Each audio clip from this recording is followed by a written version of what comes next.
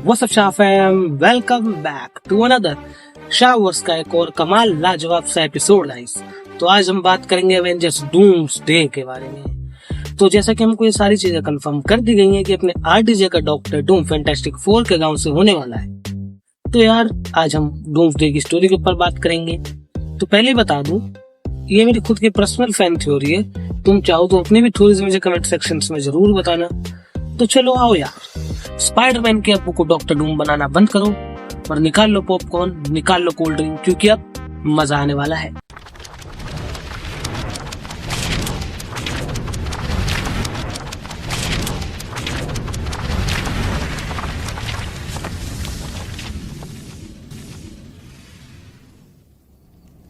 तो हम सेगमेंट्स के तौर पर चलेंगे। तो देखो, जब अपने डॉक्टर डूम को एवेंजर सीक्रेट वॉर्स यानी अपने मार्वल के सीक्रेट वॉर्स कॉमिक के अंदर जब पता लगता है कि इंकर्जन्स हो रहे हैं, तो उसके पीछे के राज को खोलने लगता है कि आखिर ऐसा हुआ क्यों है और ये हो क्यों रहा है, सारी अर्थ आपस में एक दूसरे से टकरा क्यों रही हैं।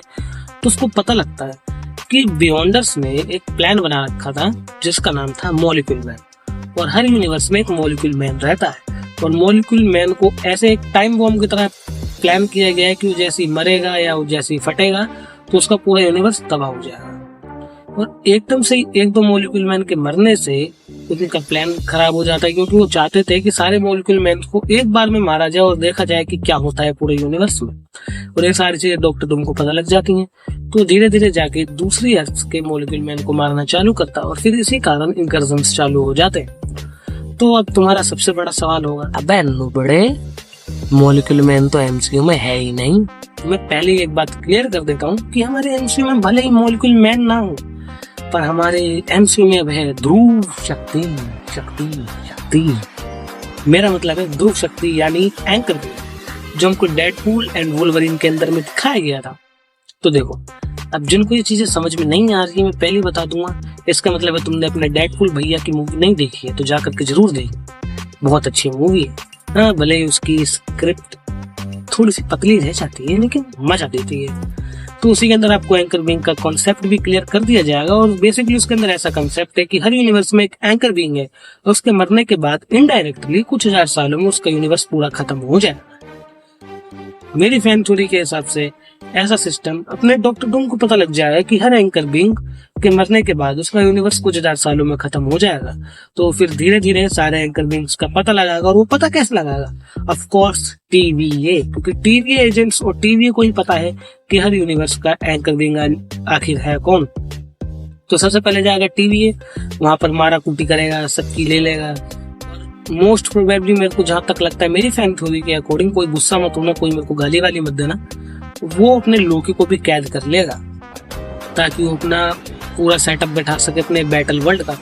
और फिर उसको पता लगेगा एंकर बीइंग के कंसेप्ट के बारे में और वो सारे यूनिवर्स के एंकर बीइंग से जाके मिलेगा। और इस कारण हमें डूम्सडे के अंदर में बहुत सारे कैमियोज भी दिखाए जा सकते हैं, जैसे कि अपने सैम राइमी के स्पाइडरमैन यूनिवर्स में अपना स्पाइडरमैन होगा टोबी मैगवायर, क्या पता उसके यूनिवर्स का एंकर बीइंग वही हो।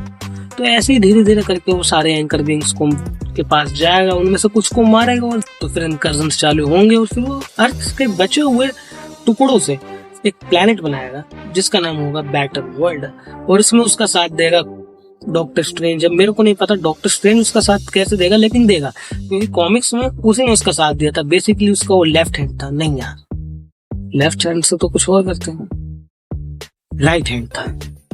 तो उसकी मदद से वो बैटल वर्ल्ड का क्रिएशन करेगा। और हाँ, मैं पहले ही बता दूं, मैंने लोकी को उसके प्रिजन में क्यों रखा है तो ये चीज मैं क्लियर कर देता हूँ। क्योंकि कॉमिक्स में जब उसने बैटल वर्ल्ड क्रिएट किया था अपने डॉक्टर डूम ने, तब उसने एक मॉलिक्यूल मैन को बचा लिया था।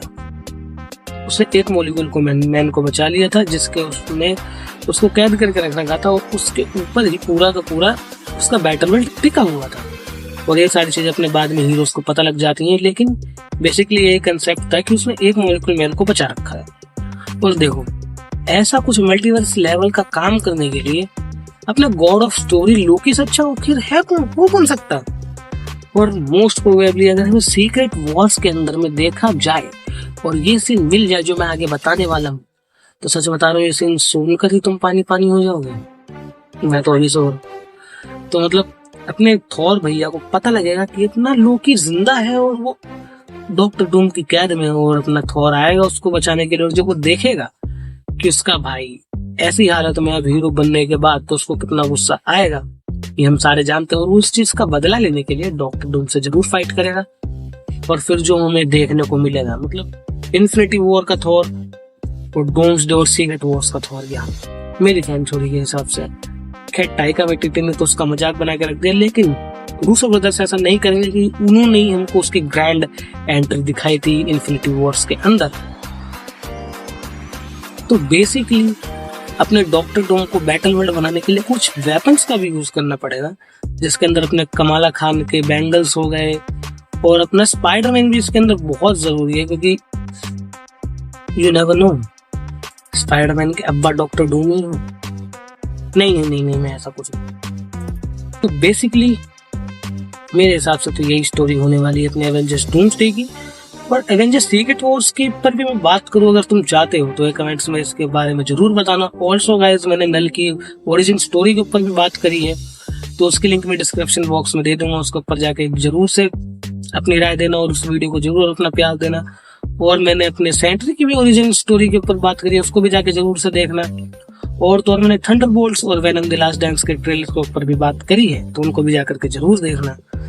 तो गाइज ये थी मेरी वीडियो एवेंजर्स डूम्सडे के ऊपर, और अगर आपको ऐसी वीडियोस पसंद है तो मेरे चैनल को सब्सक्राइब करना मत भूलना और be a part of Shah fam.